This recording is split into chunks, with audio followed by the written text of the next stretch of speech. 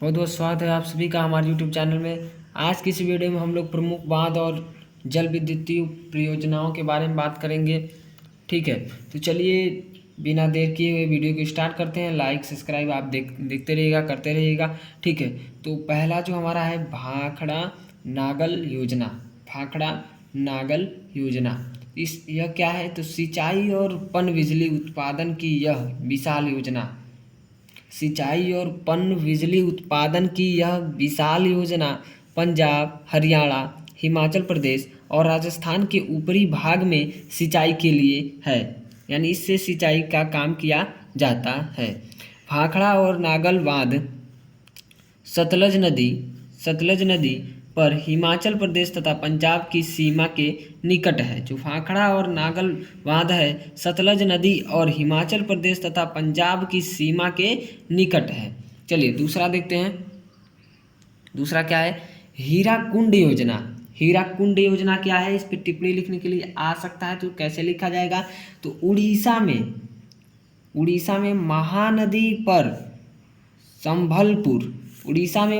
पर संभलपुर के निकट बांध बनाकर महानदी के जल को रोका गया है।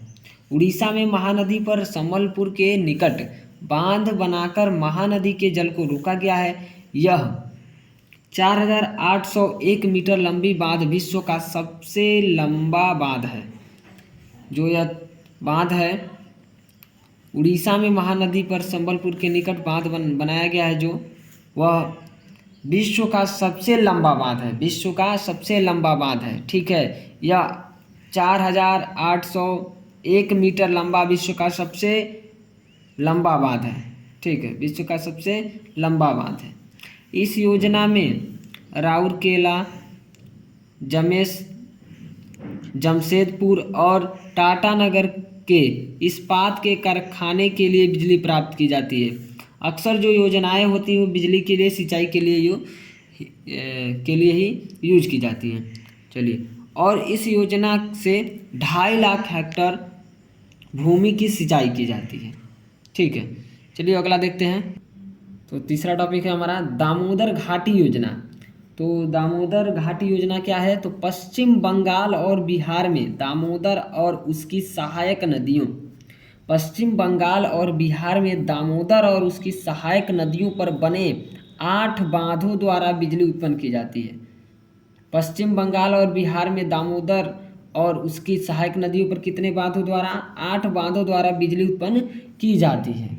ठीक है, इस योजना से 3.64 लाख हेक्टेयर भूमि की सिंचाई भी की जाती है। इससे जो बिजली उत्पादन भी किया जाता है और सिंचाई भी किया जाता है। चलिए, तो अगला है टॉपिक हमारा कोसी बांध।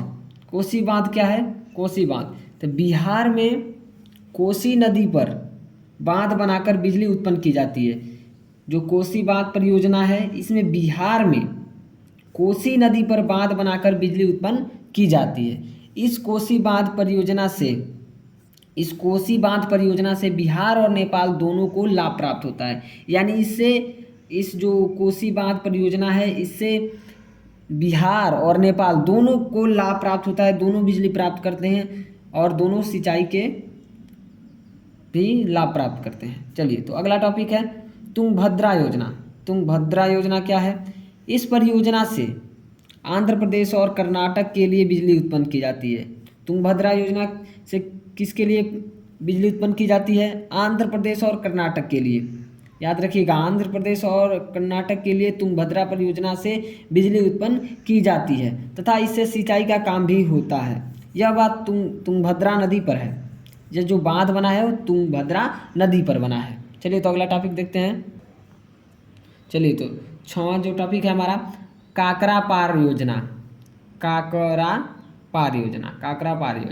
ठीक है, तो इस योजना क्या है? यह योजना क्या है? तो इस योजना में गुजरात राज्य में ताप्ती नदी पर बांध बनाकर बिजली उत्पन्न किया जाता है।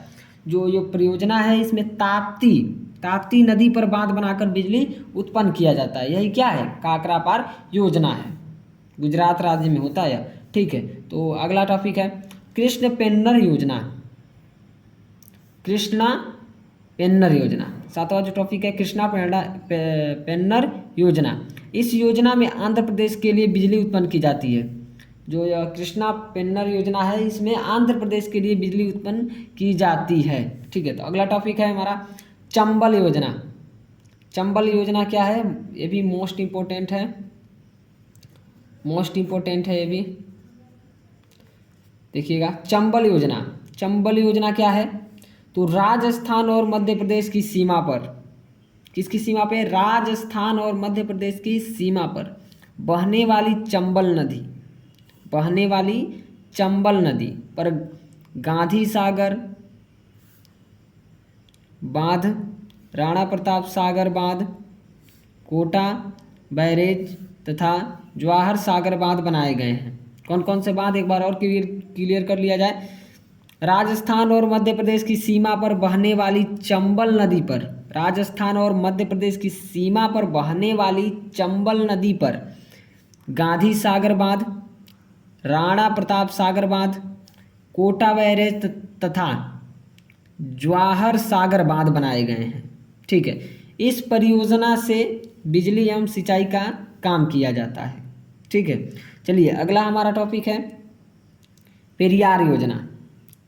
जो नवा टॉपिक है हमारा पेरियार योजना क्या है, पेरियार।